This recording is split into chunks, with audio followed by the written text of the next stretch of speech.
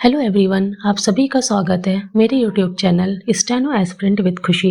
आज का डिक्टेशन दैनिक जागरण संपादकीय डिक्टेशन होगा।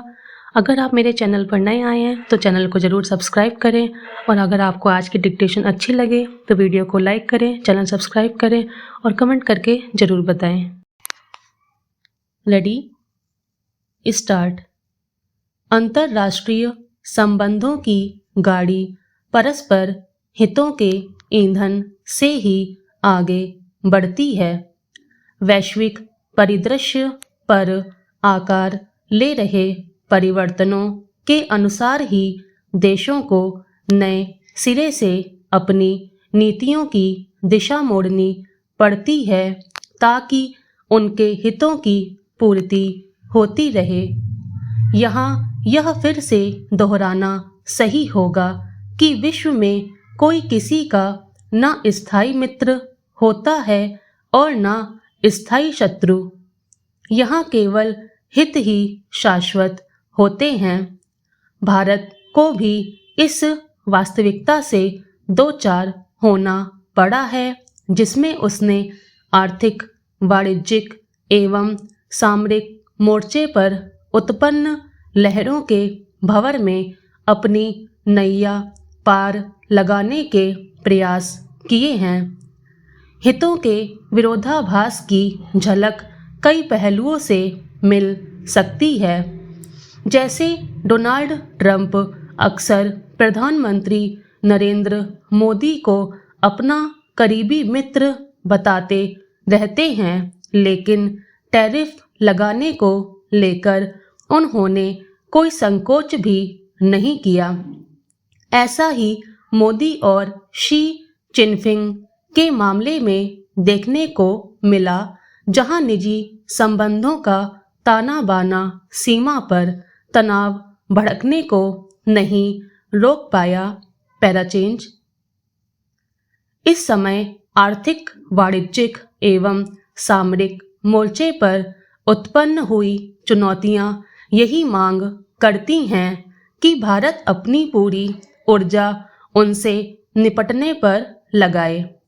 इस उद्देश्य की पूर्ति में सामाजिक एकजुटता बनाए रखना बहुत महत्वपूर्ण होगा।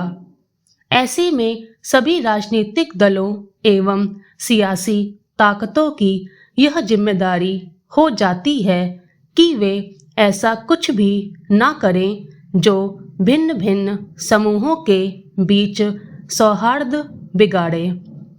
फिर चाहे ऐसा विभाजन भाषा के आधार पर हो या क्षेत्र या फिर किसी और आधार पर। इस समय कुछ राजनीतिक धड़े मध्यकालीन इतिहास की परतें उघाड़ने में लगे हैं जो हमारे हितों पर आघात कर सकता है।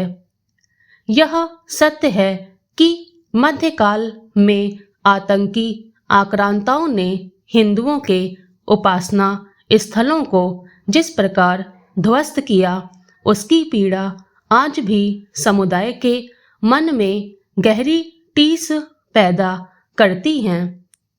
एक हिंदू होने के नाते मेरे भीतर भी इसे लेकर आक्रोश उपजता है, लेकिन एक भारतीय के रूप में मैं अपनी भावनाओं पर सदैव भारत के हितों को प्राथमिकता दूंगा। यह भावना मुझे अतीत जीवी बने रहने के बजाय वर्तमान एवं भविष्य पर दृष्टि केंद्रित करने को उन्मुख करती है। पैराचेंज। स्वतंत्रता आंदोलन से जुड़े नेताओं ने भारत के हितों को देखते हुए अंग्रेजी राज में स्थापित प्रशासन व्यवस्था को ही जारी रखने का फैसला किया। अंग्रेजी राज में उत्पीड़न की कड़वी स्मृतियां भी उनका मानस नहीं बदल पाईं। भारत की आज़ादी के लिए संघर्ष करने वाली महान विभूतियों में से एक सरदार वल्लभ भाई पटेल भारत में स्थायित्व के लिए इस पर सहमत हुए कि अंग्रेजों की सेना, पुलिस, नौकरशाही और न्यायपालिका में सक्रिय लोगों की सेवा जारी रखी जाएगी। पटेल ने उस धारणा को सिरे से खारिज किया कि स्वतंत्र भारत में ब्रिटिश शासन तंत्र के कोई चिन्ह नहीं होने चाहिए। स्टॉप।